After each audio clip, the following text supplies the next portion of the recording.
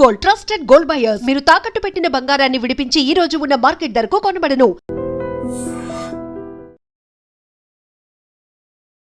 దొంగ ఎంత తెలివైన వాడైనా, ఎంత పకడ్బందీగా ప్లాన్ వేసి నేరానికి పాల్పడినా ఏదో ఒక సందర్భంలో చిన్న క్లూ దొరికిపోక తప్పదు.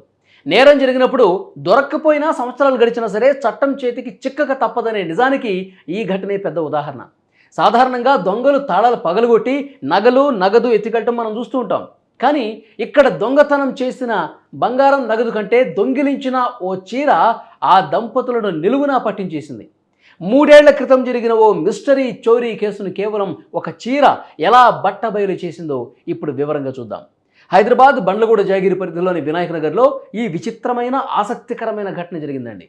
ఇక్కడి వినాయక నగర్ కాలనీలో యాదయ్య అనే వ్యక్తి తన భార్యా పిల్లలతో కలిసి నివసిస్తున్నారు. స్థానికంగా అందరితో సత్సంబంధాలు కలిగి ఉంటూ సాధారణ జీవితం గడుపుతున్న కుటుంబం వాళ్ళది. అయితే సరిగ్గా 3 ఏళ్ల క్రితం అంటే 2023 సెప్టెంబర్ నెలలో యాదయ్య తీవ్ర అనారోగ్యానికి గురయ్యారు. చికిత్స కోసం కుటుంబ సభ్యులందరూ కలిసి సెప్టెంబర్ 16వ తేదీన ఇంటికి తాళం వేసి ఆసుపత్రికి వెళ్లాల్సి వచ్చింది. ఆసుపత్రిలో 3 రోజుల పాటు చికిత్స పొందిన అనంతరం సెప్టెంబర్ 19వ తేదీన యాదయ్య తన కుటుంబంతో కలిసి ఇంటికి తిరిగి వచ్చారు. తీరా ఇంటికి తాళం తెరిచి లోపలికి వెళ్ళి చూడగా వారికి ఊహించనటువంటి షాక్ తగిలింది. ఇంట్లోని బీరువా తాళాలు పగలగొట్టున్నాయి. అందులో దాచుకున్న దాదాపు 2.5 లక్షల రూపాయల నగదు, 9 తులాల బంగారు ఆభరణాలతో పాటు ఇంట్లో ఉన్న పలు విలువైన పట్టు చీరలు కూడా మాయమైపోయాయి. కష్టపడి సంపాదించుకున్న సొమ్ము, ఆభరణాలు ఒక్కసారిగా చోరీకి గురి కావడంతో ఆ కుటుంబం కన్నీరు మున్నీరైంది. వెంటనే యాదయ్య స్థానిక పోలీసులకు కంప్లైంట్ కూడా చేశారు. పోలీసులు రంగంలోకి దిగారు. క్లూస్ టీమ్ దిగింది. డాగ్ స్క్వాడ్తో మొత్తం కూడా పరిశీలించారు ఘటనా స్థలాన్ని. అయితే నిందితులు ఎలాంటి ఆధారాలు దొరకకుండా జాగ్రత్త పట్టడంతో ఆ కేసు అప్పట్లో ఓ కొలిక్కి రాలేదు. నెలలు గడిచాయి. 3 ఏళ్ళు అయిపోయింది.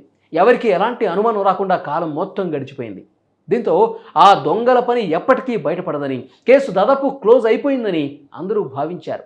కానీ ఇక్కడే ఒక ఊహించని ట్విస్ట్ చోటు చేసుకుంది. ఇటీవల కాలనీలో ఓ శుభకార్యం జరిగిందండి. ఆ ఫంక్షన్కి కాలనీలోని స్థానికులంతా హాజరయ్యారు. అదే వేడుకకు యాదయ్య భార్య కూడా వెళ్ళారు.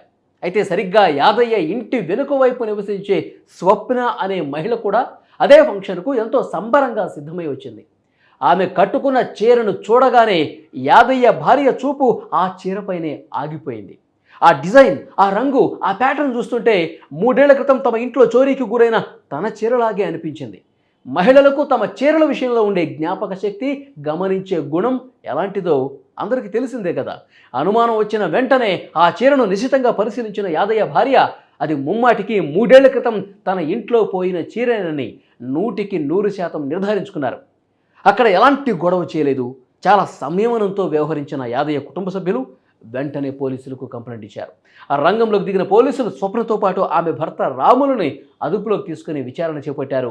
మొదట ఆ చీరను తామే స్వయంగా కొనుగోలు చేశామని, తమకు అసలు ఎలాంటి సంబంధం లేదని బుకాయించే ప్రయత్నం చేశారు దంపతులు.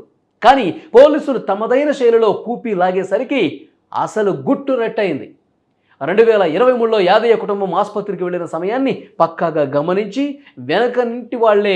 వెనకాల నివసించే వాళ్లే ఆ ఇంట్లోకి చొరబడి నగదు, బంగారం, చీరలు చోరీ చేసేశామని రాములు, స్వప్న దంపతులు పోలీసులు ఎదుట తాము చేసిన నేరాన్ని ఒప్పేసుకున్నారు. 3 ఏళ్లుగా ఎవరికీ దొరకలేదని ధీమాతో దొంగిలించిన చీరను కట్టుకుని ఫంక్షన్కి వచ్చి చూశారుగా ఇలా దర్జాగా దొరికిపోయారు. దీంతో నిందితులైనటువంటి రాములు, స్వప్న దంపతులపై దొంగతనం కేసు నమోదు చేసిన పోలీసులు వాళ్ళని అరెస్ట్ చేసి రిమాండ్కి తరలించారు. ఎంత దాచినా సరే నిజం దాగదు, చేసిన పాపం ఎప్పటికైనా బయటపడక మానదు అనటానికి ఈ ఘటనే నిదర్శనం. 3 ఏళ్ల పాటు మిస్టరీగా మిగిలిన కేసును ఒక చీర పట్టించిన తీరు ఇప్పుడు స్థానికంగా తీవ్ర చర్చనీయాంశంగా మారింది.